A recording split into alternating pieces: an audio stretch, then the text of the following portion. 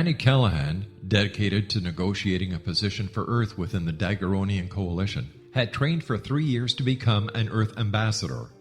Yet, the very eve of her arrival at the capital ruling planet, she is claimed as destined mate to an oversized, mating-maddened vamp who swears he will never release her. Lord Aztaran, king of the Macian sector, has waited over 900 years for his destined mate. Having found her as an alpha vamp, he is unable to relinquish Annie, virtually holding her hostage until he can claim her.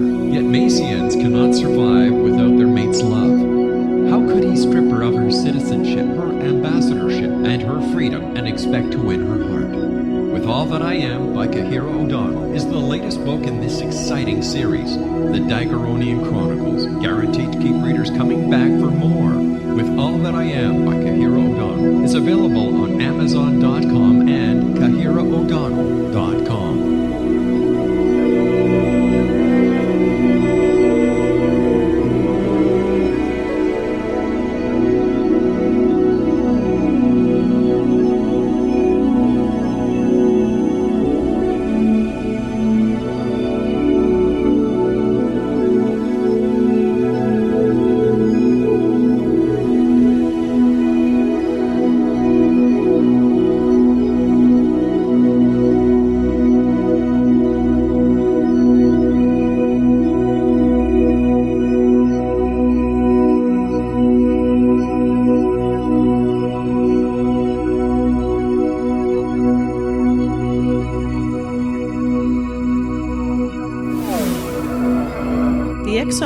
Show with Rob McConnell is largely an opinion talk show.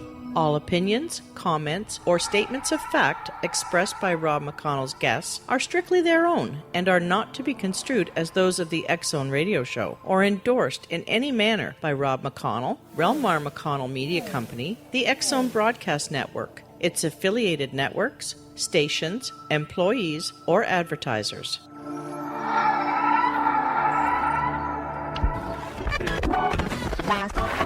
All Hit Radio.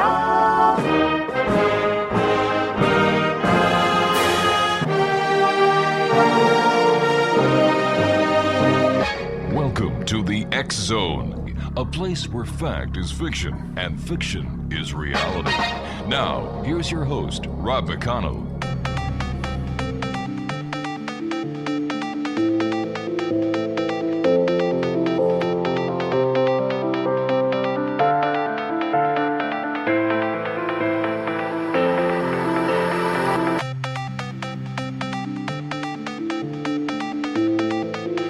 Welcome back, everyone. This is the X-Zone. I am Rob McConnell. My guest this hour is Amy Major. She is a trained psychic medium, rescue medium, healer, teacher, lecturer, and author. At a young age, she learned that she had the ability to communicate with her spiritual and animal guides. Throughout childhood, she developed an astral projection, as well as the ability to see auras and energies surrounding people. In her early 20s, Amy was told by her guides that she was able to communicate with spirits. Amy has studied and worked at the new Millennium Psychic Center in Derry, New Hampshire for many years now and became the lead medium in the Psychic Ghostbusters Team, which conducted many spirit investigations and rescues. Amy is a highly skilled psychic with psychic ability and provides psychic tarot card readings and mediumship readings at local spirit psychic fairs. She is an active member of the Spiritualist Church, the Church of Spiritual Life in Derry, New Hampshire, where she has been a member for over 12 years. She routinely provides mediumship readings and gallery readings at the church. Amy is a lead rescue medium on many spirit investigations and rescues. She conducts workshops and lectures on spirit rescue in her area.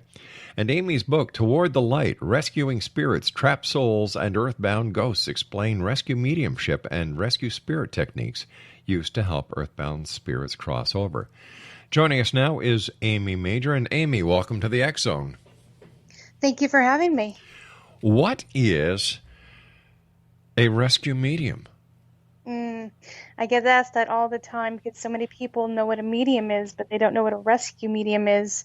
Rescue mediums work specifically with earthbound spirits. These are spirits that have died, that have not crossed over. They're somewhere in between states for many different reasons. But we work with these spirits and we help them cross over. Why will some spirits cross over, and why do other spirits need the help of a rescue medium to help them cross? Well, most people die without any problem. They cross over. They don't have any problem making that what we call a transition to the other side, to higher planes of consciousness. Some people do have problems. I mean, if it's a tragic death, a sudden death, something happens where they're confused or scared or lost or afraid, or something happened where they're just not able to follow their guides to the other side. They get trapped somewhere in between states, and that entrapment can confuse them. They won't know where to go. Some spirits don't even realize they have died because their death happened so quickly. And us as mediums, we're able to connect in with these spirits, talk with them, counsel them through their issues, find out why they didn't make the full transition, help them through those issues, and connect them in with their guides to go to the other side. How is it possible that a person doesn't know they're dead? I know that's so hard to believe. It's like, how in the world could they not know that they're dead? And, the thing is like some people don't even realize that they're dreaming. Some people don't realize that they're daydreaming or sleeping, and it all depends on their focal point. It all depends on what they're focusing on. And what I call is sort of like that they've got this mindset thinking that they're still alive. All their emotions are still fully forced in what they were doing in their life. And it's this focal point that they can't wrap around and understand that something's different. It's almost kind of like your field of vision. You only are aware of what's around you. You don't know what's going on if you're not paying attention to it. So their attention is focused on that very moment in time. They don't realize that they've actually died. It's almost kind of like they're living a dream, and they can't wake up from this dream. They don't understand what's going on with them. So how do you find them then? Well, they end up usually finding me. They're very good at doing that. I found out I was a rescue medium years ago when I started developing into regular mediumship, thinking I'm going to connect in with all these spirits on the other side. I want to learn how to do message work, and it wasn't really working that way for me. Whenever I would start opening up to message work, I felt the room would immediately start getting very heavy. And a lot of very heavy, very dark spirits would start filling up the room. They would come and find me. Wow. They knew I was a rescue medium before I did, because they could tell on my vibration. All right, Amy, aura. you and I have to take a brief break. Please stand by. Exo Nation, Amy Major is our special guest. She's a psychic medium, rescue medium, healer, teacher, lecturer, and author. And she's also our guest tonight here in the X Zone. If you'd like to find out more about Amy, visit her website, www.amymajor.com, and she's got a new book out entitled Toward the Light, Rescuing Spirits, Trapped Souls, and Earthbound Ghosts.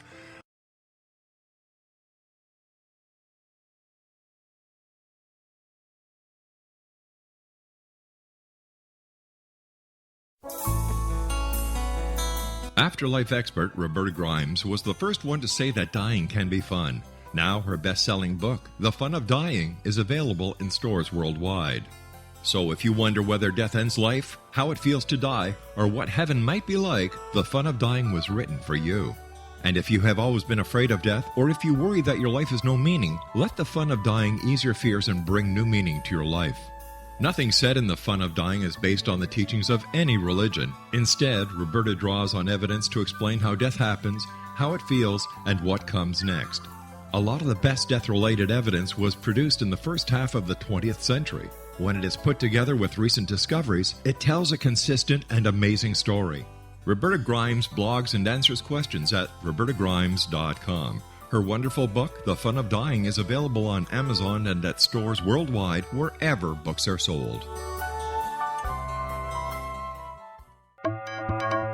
You're listening to the X Zone Broadcast Network, www.xzbn.net.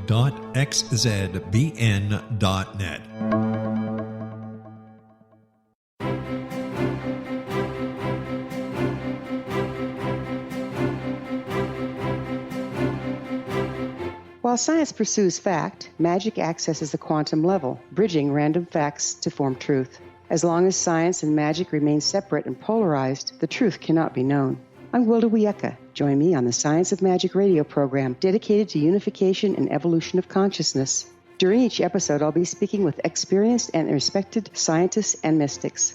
From astrologers to astronomers, from medical doctors to shaman, the scientific method to dowsing and intuition, we will weave together information from seemingly divergent practices to promote unity and enlightenment. Join me, Wilda Wiecka, and the Science of Magic right here on the X-Zone Broadcast Network. For more information, visit www.thescienceofmagic.net.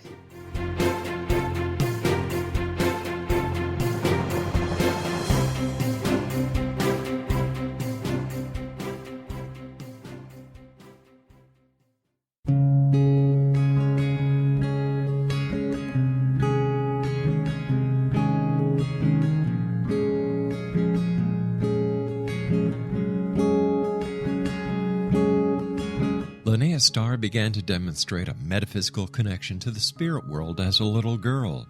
Her family noticed the connection, but it was a great-grandmother who told the family that Linnea was indeed gifted. The great-grandmother, who was also gifted, felt that Linnea had indeed inherited these attributes. It has been noticed that oftentimes such things are passed down through the generations. Linnea was also born with a caul, a thin white membrane across a newborn's face. Legend has it that if the baby is born with this caul, the child will have second sight, or what we call psychic abilities. Linnea Starr does past, present, and future, and has the gift of prophecy. It is written within scriptures that if you are able to give factual information, and prophecies indeed come true, the gift indeed comes from the divine realm. Linnea Starr does large interactive groups as well as private gatherings. For more information on Linnea Starr or to contact Linnea for a one-on-one consultation, visit her website at www.linneastar.com. That's www.linneastar.com.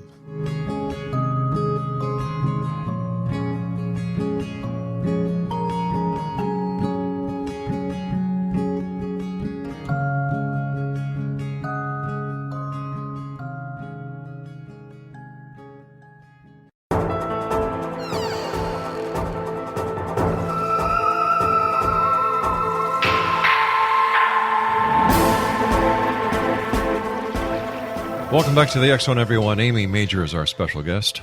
Amy's the author of Toward the Light, Rescuing Spirits, Trapped Souls, and Earthbound Ghosts. And it's great having you with us tonight, Amy. But when it comes to a ghost not knowing they're dead, even if they're in a dream, like, wouldn't it fizz on them that nobody can talk to them, they can't talk to anyone, they're not hungry, they don't need to sleep, they don't look like, you look in a mirror, you're washing your hands, there's no image of you. How does this not raise bells and whistles with these ghosts? Well, the thing is, most of the time it does, but they're not willing to realize it. They're not willing to see the truth. Because most of the time, these spirits are so engrossed in their emotions and their fear and their loss and their anger that they're not paying attention to all the signs and signals that would say, hey, something's wrong here. There's so many movies out there, and you see, these ghosts, and they don't realize they're dead. Well, they're eating, they're sleeping, they're talking to people. Mm-hmm. It's because it's all going on in their mind. Ah, I see. And when all these things are going on in their mind, they're not paying attention to what's going on in the physical world. Technically, they don't reside there anymore. They're on a different vibration. So they've created their own world. And it's all in their head. And they're all an energy source that is just one big ball of emotion and mental status of what they've created in their own mind. So we may not think that they're eating and sleeping and talking to people, but technically they are in their own mind. But how can they have a mind? How can they have a head if they're dead? Our mind is not in our brain. It's not just a brain. Our mind is much more than a brain. Our mind is our consciousness. It's our self. It's our ego. It's the fact that says, I am, I exist, and I know that I exist. And that's part of our soul. It's not part of the actual brain. The brain is just the actual organ that creates a space where the mind can work within itself. The mind goes with the soul after death. How do we know? How do we know that to be the truth? Well, when I'm connecting in with spirits and they're talking with me, and I see them thinking, they're feeling, they can't do all of that without a mind. I mean, I can't imagine anyone doing that without their mind. And when we're connecting with spirits on the other side, they're thinking, they've got rational thought, they still have their emotions, they know who they were. They say they take everything with them on the other side. There isn't any detachment from who they were, they just go to a higher consciousness, and they're more aware of their other lives and other spirits around them, and they're more connected to the oneness of the Creator. You said there are other lives, plural. What do you mean by that? Oh, yeah. You can't imagine that we've only been here once. That would be such a waste of time, I would think. I mean, that's the whole process of why we're here, is to learn and to grow and to ascend as a spiritual being. We have to be able to do that through a physical experience. We have to be able to do that through sharing our physical experience with others around us. We're coming from a higher state of consciousness, which is our mind and our thought and our emotions and everything wrapped up in one spiritual being, and coming down into a physical life. We can't learn everything we need to know in just one life. We have to come through various lives, various perspectives, and be with other people and different experiences in order for us to grow and ascend as a spiritual being. So yes, I do believe in reincarnation. That's a beautiful thought, but how do we know it's real? Where's the evidence? I think there's a lot of evidence out there just by, there's a lot of investigations and people explaining their past lives. I remembered my past lives when I was a kid. No one has to tell me, oh, you don't believe it. I'm like, of course I believe it because I remember it. People are starting to remember their past lives. They're bringing in that information with them, and they're explaining it in detail, great detail, and it's coming up true with facts that these were actually people that lived before. How can that happen? I don't think these kids can go back into history and know exactly where they were shot and killed or where they lived with their other family, and they knew names and all of that. It's very hard to kind of make believe all of that in their own mind. But how many of those cases are there compared to the amount of people who don't believe? Well, there's tons of people that don't believe, but I think they don't believe only because they don't understand what they're experiencing or what they're feeling or what they know. It's almost like they're afraid to believe. But if that is the case, wouldn't everyone share the same experiences, share the same feelings, share the same thoughts, share the same beliefs? Oh, absolutely not. Why not? I mean, we're all on a different level. I mean, if you think about us being here in school, some people are in kindergarten, some people are in high school, depending on their consciousness and their ascension and how long they've reincarnated and what they've experienced and what their knowledge is. So somebody who's in kindergarten, who's a very new soul, isn't going to know and experience and understand things on somebody who's in a high school level. They're just not going to understand that. All right. It's a matter of belief, isn't it? I think some part is a matter of belief, while others you just know because you remember, you sense, you feel. It's a part of you just as much as your name is, where you live, and who your family is. What you remember and what you feel inside yourself is a part of you. Somebody can't take that away just because they don't believe you. What was it in your life that pointed you in the direction that you are now working as a psychic, medium, rescue medium, healer, teacher, and author? Well, it took a very long time for me to actually believe that what was going on in my mind and around me was actually real and not just some fantasy world going on in my head. And that took a very long time for me to be able to believe in that. It's like, yeah, other people could do it, but not me. This is just, not happening. These are just voices in my head. I'm just talking to myself. And so it took a long time, and I actually went to an astrologer, and she sat down and she's like, you're very psychic, and you can actually do a lot of things that you don't know about, and you need to start developing yourself.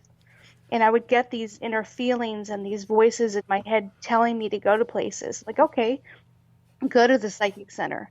I went there. They told me the same exact thing. I started developing I started talking with spirits. I started reading people psychically, and they were like precise, right on. And how can I read somebody that I don't know and know everything about their life and their family and how many children they're going to have, or, what's just happened to them last week, or they're going on vacation in 2 weeks. How do I know all that?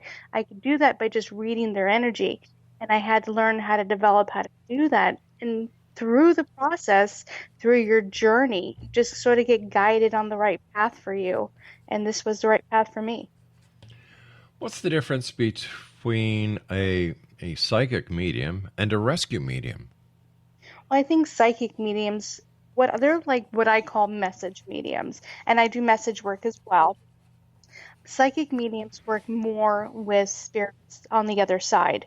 They've made the full transition. They're on the other side. They want to come back just to say hi, that they're still around. They want us to know that they're still around with us. They love us, just to come in and communicate with us.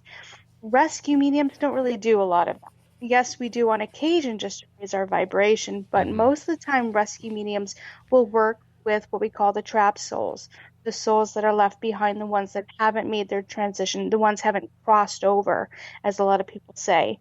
They're stuck in between, and we help counsel them through their issues. We help guide them toward the light. We help them go where they need to go. So is an earthbound spirit a ghost? A lot of people like to call them ghosts. And I try not to use ghost because ghost has always been affiliated, that term has always been affiliated with something negative or scary. And I'm really trying to get people to stop believing that all the ghosts are scary. I mean, we've had so many movies and television stories and ghost stories and everything to get our minds to believe that ghosts are negative and scary and they're dark and they're out to harm you, blah, blah, blah. It's not like that in the real world. It's just not like that. Well, so I would rephrase that, because you say it's not like that in the real world, and I don't think ghost spirits are part of the real world. They're a part of their own world, aren't they? No, they're very much part of our world too. They're just on a different vibration.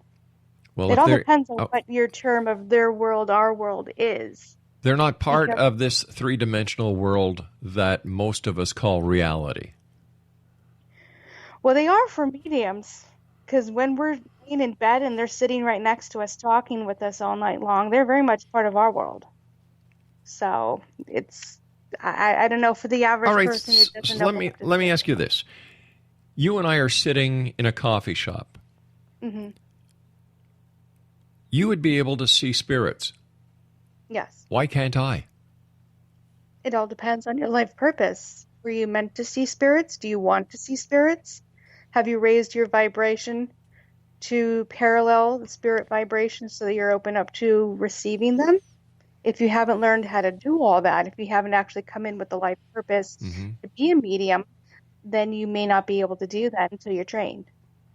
Why would an astrologer confirm your abilities?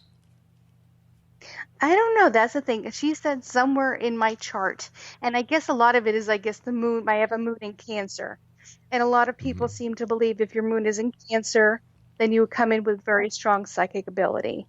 She was also a psychic herself as well, sensing different things. How do you deal with skepticism?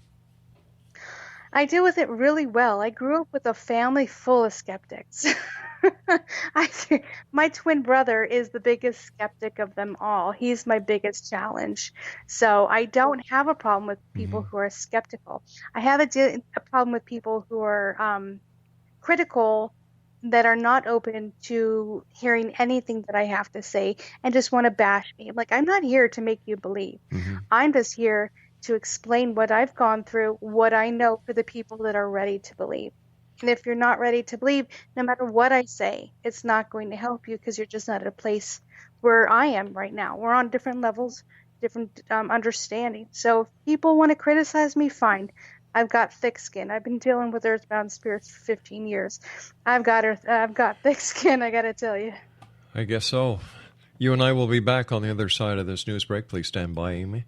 Exonation, Amy Major's our guest this hour. www.amymajor.com. That's AMYMAJOR.com. This is the X-Zone. I am Rob McConnell. You're listening to us on the Mutual Broadcast Network, the Talkstar Radio Network, X-Zone Broadcast Network, and the IPBN Radio Network. I'll be back on the other side of this break with Amy Major as we continue investigating the world of the paranormal and the science of parapsychology right here in the X-Zone from our broadcast center in Hamilton, Ontario, Canada. Don't go away.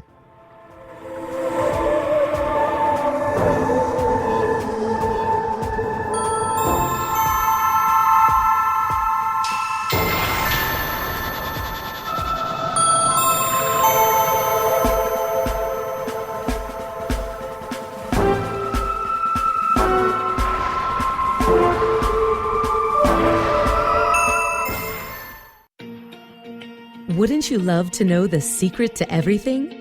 Well then, meet Dr. Kimberly McGeorge and her cutting-edge breakthrough knowledge that combines science with possibility.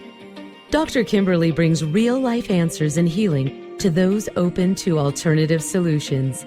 She teaches solution-based programs and classes that will change all areas of your life forever.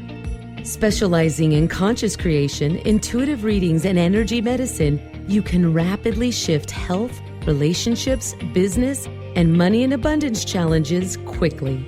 Receive her best-selling book, Secret to Everything, at no cost by going to secrettoeverything.com/X-Zone. That's right, transformation can start now. Just go to secrettoeverything.com/X-Zone and receive Dr. Kimberly's book for free. You're listening to the X-Zone Broadcast Network, www.xzbn.net.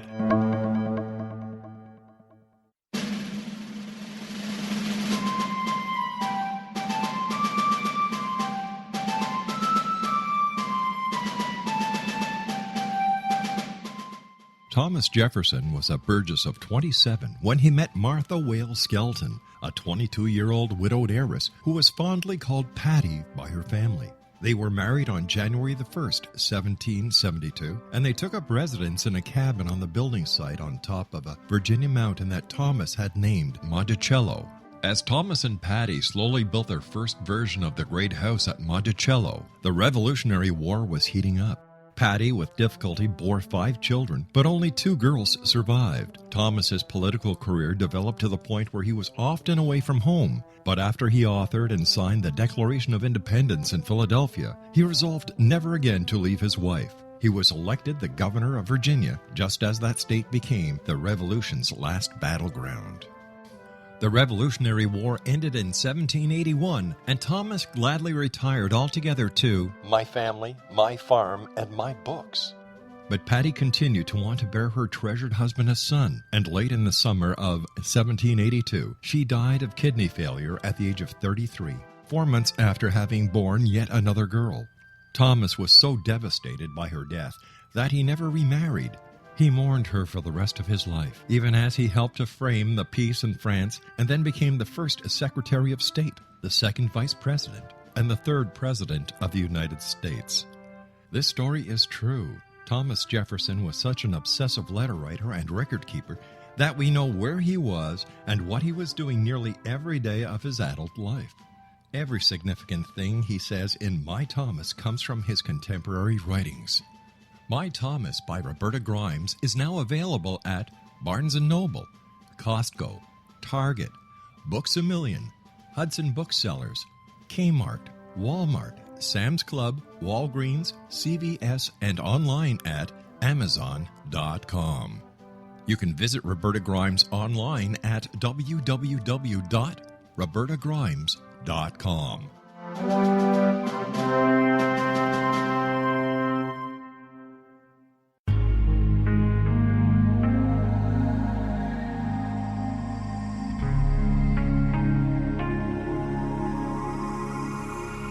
The scientist and the mystic have been on an age-old, relentless search with one thing in common. They seek truth. Their paths converge in the 40,000-year-old practice of shamanism, an ancient science delving to the quantum level of life, facilitating healing, manifestation, and evolution. I'm Gwilda Wiyaka. the founder and director of Path Home Shamanic Arts School, a unique Colorado State certified occupational school training shamanic practitioners and teachers.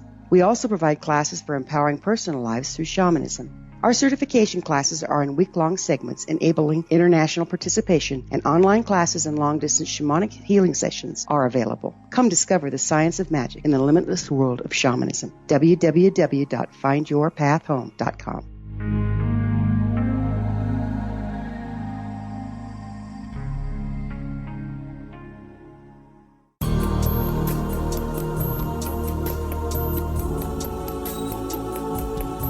Unwilling to be the government's deadly assassin, gifted psychic Kahara Mitchell went AWOL and ended up buried under rubble in the wake of a great tsunami. She regained consciousness far from Earth on the medical ship of a Daguerrean intergalactic fleet. Has she been rescued or abducted by aliens? The Chalice of Carrie, Kahira O'Donnell's latest paranormal science fiction romance, is the passionate story of an Earth woman and her destined mates, twin kings from another galaxy. Kahara uses her gifts fighting alongside Lords Rom and Ra in a war that will determine the destiny of galaxies. The Chalice of Carrie by Kahira O'Donnell is now available at KahiraO'Donnell.com or at Amazon.com.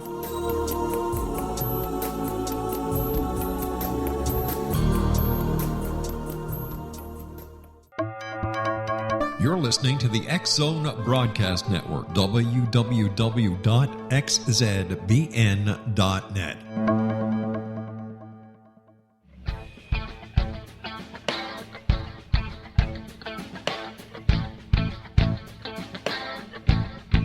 What Happened in Benghazi is revealed by Nicholas Genix, author of Obama, Islam, and Benghazi. He informs the American people that President Obama deceived them by advocating a strong foreign policy prior to the 2012 presidential election, and Hillary Clinton supported this deception.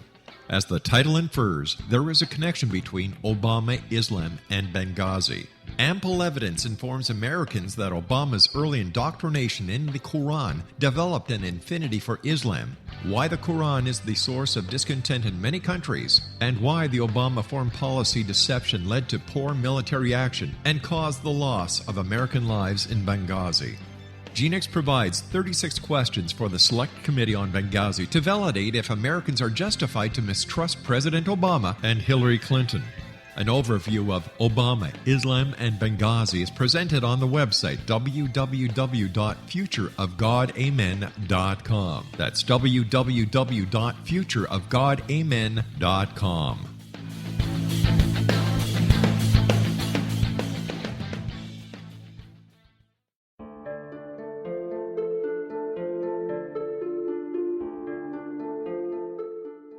Annie Callahan, dedicated to negotiating a position for Earth within the Daguerrean Coalition, had trained for 3 years to become an Earth ambassador. Yet, the very eve of her arrival at the capital ruling planet, she is claimed as destined mate to an oversized, mating-maddened vamp who swears he will never release her. Lord Aztaran, king of the Macian sector, has waited over 900 years for his destined mate. Having found her as an alpha vamp, he is unable to relinquish Annie, virtually holding her hostage until he can claim her. Yet Macians cannot survive without their mate's love. How could he strip her of her citizenship, her ambassadorship, and her freedom and expect to win her heart? With All That I Am by Kahira O'Donnell is the latest book in this exciting series, The Daguerrean Chronicles, guaranteed to keep readers coming back for more. With All That I Am by Kahira O'Donnell is available on Amazon.com and KahiraO'Donnell.com.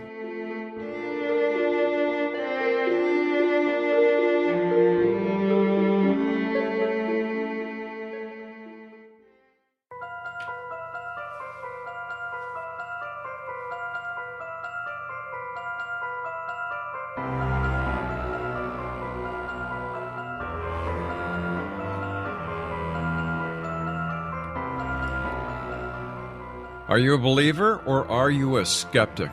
Send me an email, xzone@xzoneradiotv.com. Amy Major's our guest this hour, X-Zone Nation, www.amymajor.com. And Amy is the author of Toward the Light, Rescuing Spirits, Trapped Souls, and Earthbound Ghosts. And once again, our website, amymajor.com. Amy, where do ghosts live?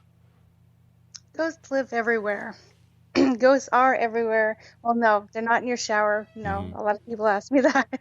But they reside anywhere that I say where they're going to get resolution. You know, if they've died somewhere, they're going to stay somewhere close to home. If they've died with someone, they're going to stick around someone, making sure they're okay. If they've died and they were really close and lived and worked at a school all their lives, they're going to go back to that school because that's a place they feel comfort in. So they're everywhere. You know, people always believe that, oh, it's a haunted house. You know, the homes are the least places that I actually see earthbound spirits. I see them all over the place. Where's the most popular place for spirits? I would have to say probably actually in public places where there's a lot of people. They don't come out a lot when people, during the day, when people are walking around. They actually like to come out at night after a lot of people have sort of settled down and they feel comfort to come out. But they want to be around people. They don't want to feel alone or they don't want to feel left out. A lot of the time, reasons why spirits stay behind is because they weren't ready to cross over. They weren't ready to let go of their physical lives, so they still want to be around other people. If they don't want to be alone, they don't want to be around people during the day, but they want to be around people. I don't get it. Well, you have to think about it at a different vibration. Spirits, it's like they're just one big ball of energy. And if they're around a lot of people, it's overstimulation. And they're picking up on everybody else's vibration, everybody else's emotion, and all of our auras. It's kind of like somebody who's autistic and going into a mall and feeling overstimulated. These spirits are overstimulated because they're picking up on all the vibrations. So they do want to be around people, but they just sort of wait for it to sort of calm down a little bit. Even just being at a place you know other people have been there before is enough to comfort them. And that's only a small percentage of ghosts. You know, there's a lot of ghosts that, just like I said, reside where they feel they're going to get some sort of resolution. It doesn't have to be where other people are. It just means it has to be a place of comfort for them. But if it's just a place of comfort, how do they get resolution? Most of the time they don't, unless they're receptive to help on the other side, or they receive help from somebody here on this side, such as a rescue medium. So they stay trapped in a limbo state? They can. You know, what I always tell people is that these earthbound spirits are ascending toward the light, but at a very, very slow speed, very slow momentum. So the longer a spirit's been earthbound, the greater chance they have of actually connecting in with the other side and their guides and moving into the light because they've reached a higher consciousness. They're slowly moving upward, but it can take a very long time. Every time they get connected with somebody that reminds them, oh yeah, I might be dead, or reminds them, oh, well, maybe it's time for me to move on, their consciousness changes and they move upward toward the light. And after a while, when they start moving more towards the light, they actually come to the realization that that's where they need to be, and they'll move fully into the light. But it can take a long time. A lot of spirits I've known have been around for, 50, 60, 70 years, if not longer. So how can you tell if it's a ghost or a spirit in heaven? A lot of people ask me that. And I always give the analogy is, imagine what it feels like when there's a feather blowing around in the wind. You know it's there, but it's very light, it's very soothing. But it's like if you didn't look up and see that it was there, you really wouldn't know that it was there around you unless it came, in your face. With an earthbound spirit, I said, imagine a tumbleweed rolling across the ground, smacking you right in the face. It's intense, it's heavy. You know it's there because they want your attention. A lot of it happens with earthbound spirits and spirits on the other side. Spirits on the other side don't like to try to interfere. They're more just wanting to stick around, watch how you're doing, let you know that they love you. They'll come in and touch with you on your emotions, and just kind of maybe a thought or a memory might provoke to know that they're around you.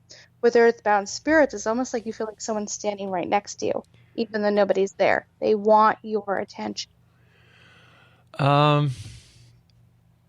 So we talked about spirits in heaven. Let me ask you, what and where is heaven then? Oh gosh, that's a discussion that can last for several hours. I think most people like to have an idea of what heaven is. I'm still trying to figure that out, to tell you the truth. I know heaven is at a higher consciousness. It's what people always say. It's a return to a greater consciousness, as what we always call heaven. It's at a higher vibration. All of our consciousness sort of merge into one, and we are then connected back in with what we call the source, or what a lot of people believe as to be God. And it's a place where our souls can grow and learn and expand and connect with other spirits. And I think that's where we sort of reside all the time. We just come back here to the physical world to share a physical experience together, take that information back with us, and reside at a higher consciousness, or the spiritual plane, as people say. So why do we keep coming back, Amy, and when do we stop? I think we stop when we think we've learned enough, and that can take a very, very long time. A lot of people like to think of ascended masters as masters who have actually learned all the steps of higher consciousness and a greater understanding. And when you get to that greater understanding, you don't need to come into a physical life any longer. They're able to connect in with souls on the other side and sort of mentor and teach them and guide them. You don't need the physical existence to be able to expand your consciousness any longer. We keep coming back because we keep thinking we've got something to grow and experience and learn from. There may have been mistakes from other lives that we've done. We need to come in, as they call, fix karma, fix our mistakes, and also grow, ascend as spirits, so that we can become a higher consciousness and connect with the source again. Amy, I'm still trying to figure out why I came back. I'm still trying to figure that one out. We're glad you did, Amy. We're glad you did. Amy, what is the difference between, let's say, the Church of Spiritual Life and a Christian church or a Catholic church or a Jewish synagogue or an Islamic mosque? Well, the spiritualist religion likes to think we don't obtain dogmas. We have what we call principles. We have principles of understanding. We are a science, a philosophy, and a religion. We believe, as spiritualists, that our higher consciousness, ourselves, our personal identity continue after we die. That when we move into heaven, we're still the people we are now, and we can connect back in with people here in the physical world through a medium. We also believe in divine intervention through healing, spiritual healing, and we believe in that, which a lot of religions believe, do unto others as you would have them do unto you. It means do right, go by natural law, don't do stupid stuff, don't hurt other people. It's a science and philosophy of principles with, say, hey, don't be an ass out there and hurt other people. It's going to come right back at you. Sure. So it's more of a logical understanding of a faith and religion. Whereas I've gone to other churches and, you're reciting prayers and affirmations and things, but a lot of people don't even understand what they're praying to. Well, in your church, do you have deities? Do you have a God? Do you have a Jesus? Do you celebrate Christmas? Do you celebrate Easter? Yes, absolutely. We all believe in God. God is, as what we call, infinite intelligence. And we do believe in Jesus. We just believe in Jesus in a different way. We believe that Jesus was a very wise person, a very political person who came with a higher consciousness as an ascended master and came to teach the world of love and goodness and faith. So you wouldn't put Jesus as the Son of God? No, we would not. Would you put Allah as a prophet or a wise person from a higher vibrational plane? Yes, we would believe all of these teachers that came in that a lot of religions believe in as being parts of God. We see them all as teachers and guides. If you're coming with a place of love, then you're coming from a good place and we're able to accept you. It doesn't necessarily mean that we believe that you are God itself. Yeah. There are a lot of people who believe that being a medium is part of an occult cult. How do you, what is your opinion on that as a medium?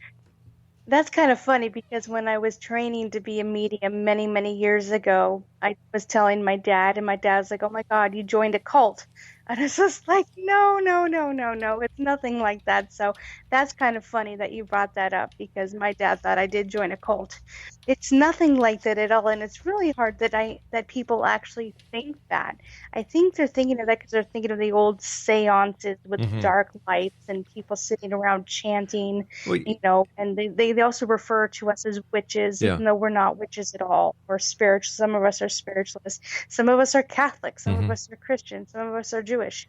It isn't necessarily the faith. It's the faith that we believe, that we continue on the other side, and we're able to communicate with those who are on the other side. There's nothing occult about that. It's all spiritual. It's all love. It's all the place of healing. Then why do you think in today's society, here we have the year 2016, that there is still such a stigma when it comes to trying to understand the spiritual world, or trying to understand how some people can communicate with the other side? And why do you think science hasn't gotten behind mediums, behind psychics, to prove their legality or their actual ability to perform what they say they can? Well, actually, that's what spiritualism is. It's the actual scientific experiments in proving that mediumship does exist. Like I said, it's a science, philosophy, and religion. There's a lot of scientific proof out there that mediumship really does communicate with the other side. So is Spirituality Church something like the Church of Scientology? No. Church of Scientology was a made-up religion. And the spiritualism, has been around longer than any of the other religions. But it had to be made up at one time. So aren't you kind of calling the kettle black? No, we are a formal religion. That's what we've evolved into. Well, that's what Scientology is claiming they're evolving into as well. And they have a lot of members. Yeah, I don't know who their deity is. I don't really follow Scientology. I don't want to. Just like I'm not a Wiccan. I don't know a lot about the way the Wiccans believe, even though they think all mediums are witches. We're not. But do you need a deity to have a religion? No, I don't think you should. That's right. You have to. I think if you believe in something much greater than ourselves, then we're all connected to. I always like to refer as the creator, the oneness. But why should we not have so much faith in ourselves that we acknowledge that we are responsible for everything that is? We are responsible for everything that was, and we are responsible for everything there will be. I think there's a certain level of responsibility that people don't like to take. They like to give off that responsibility to God and say, well, it's God's fault this happened, God's fault that happened. In that, I don't believe that. I believe we make our own happiness or unhappiness as we obey our own spiritual laws. So is it possible we've come to a point in society where religion has no place anymore? Oh, I don't think so. I think people always need to have something to believe in. Why not believe in themselves? Believe in themselves? Yeah. Well, if they believe in themselves, then they are believing of something of a higher source, because we're connected to that higher source. You have to understand that God's within us, not outside us. Well, it all depends on who you're talking to. Believing in God.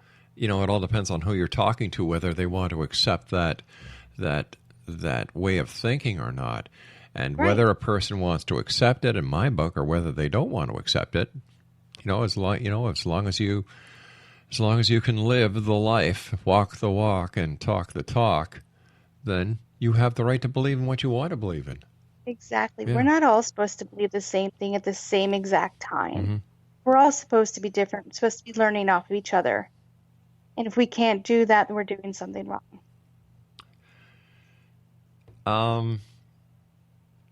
I understand you work with a lot of ghost hunting teams.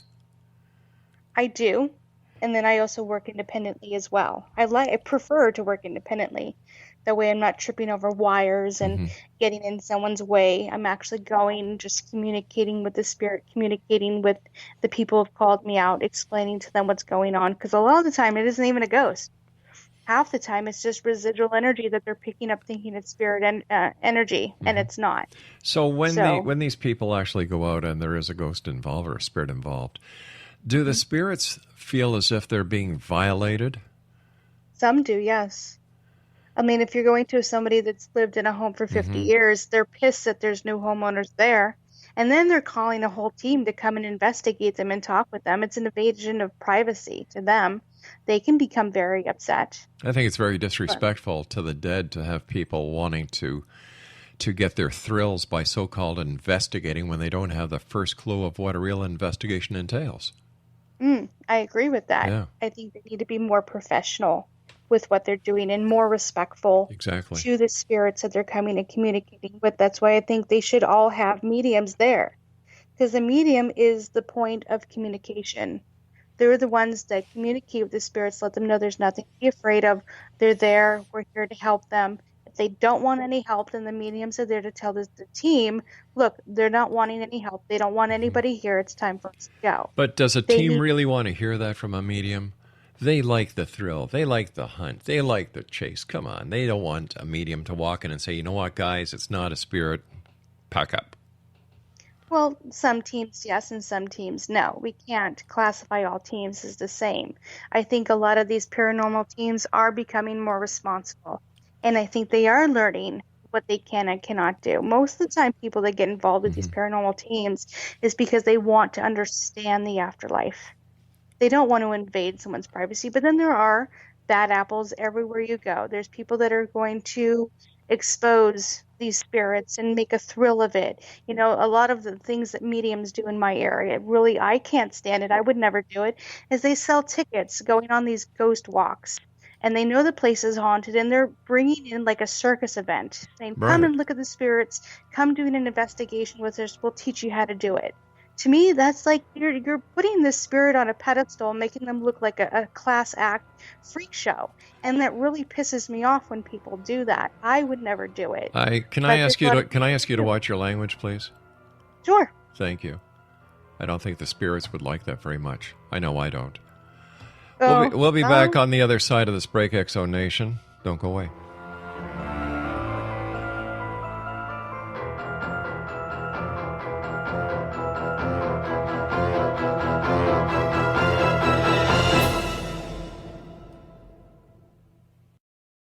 Little children aren't the only ones afraid of the dark.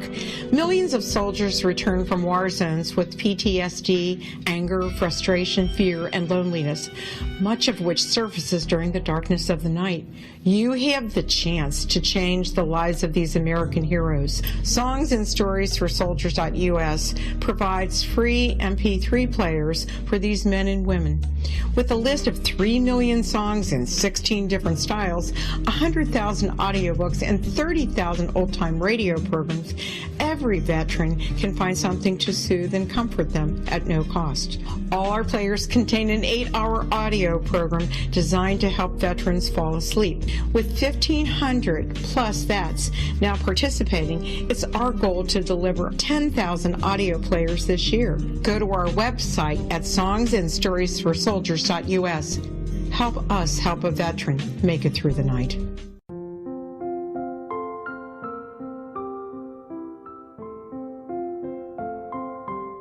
I am Dr. Carl O'Helvey, founder, president of a new cancer foundation focusing on evidence-based physical, mental, and spiritual interventions, including natural cancer cures, prayer, meditation, affirmations, nutrition, and other related holistic cancer prevention and cure modalities. These are used in cancer education, research, and financing care. I ask for your help to continue this important work by donating at www.holisticcancerfoundation.com.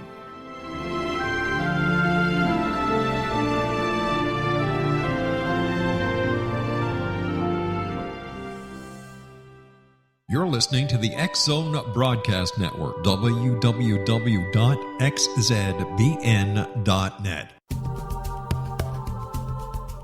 If you enjoy reading a good mystery with a touch of the paranormal, then you'll love From Out of the Woodwork by William S. Peckham. Sean Kennedy, a Toronto contractor, buys derelict houses, guts them, and turns them into multi-family dwellings. When Sean buys 29 Livery Lane, a century house in ruins, and starts the renovation, the house fights back. He is visited by ghosts of owners past. His visions are triggered by touching an oak mantle, reading a faded letter, opening an old locket, or opening a brand new casket in the basement. These visions will take you on a trip across southern Ontario from Niagara Falls to Toronto to Kingston. From Out of the Woodwork is now available in paperback and on your favorite electronic reader. To order your copy of From Out of the Woodwork, go to www.williamspeckham.com. That's www.williamspeckham.com.